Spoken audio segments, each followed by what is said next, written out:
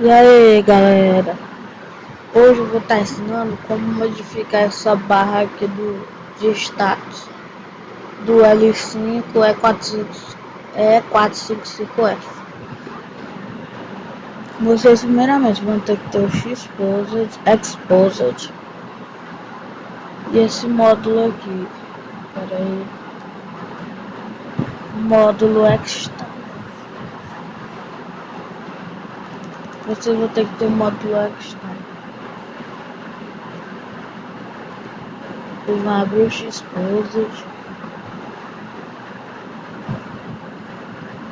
Vocês vão em módulos.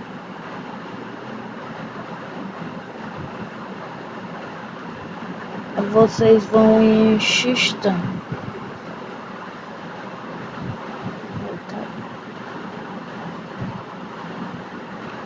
Vocês escolhem aqui, ó. Aqui, ó, vocês vão passando aqui e escolhe a barra do jeito que quer ficar.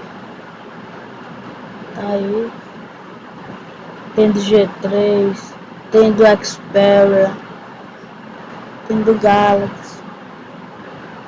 Aqui é do iPhone Mi 5, eu não sei qual é, sabe? Tá aí. Eu escolhi do Lollipop que eu achei o mais legal assim. Aí quando você escolher, pode escolher pelo aqui também. Tem XB Pop, que é quase o Lollipop. E tem esse dia.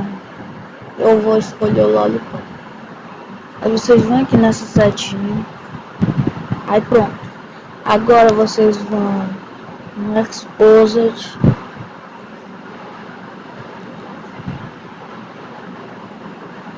No Frame e vão em reinício suave. Eu não vou porque o meu já tá salvo, mas vocês vão em reinício suave. Pronto, é só isso, galera. Depois eu ensino como utilizar mais modos. Falou!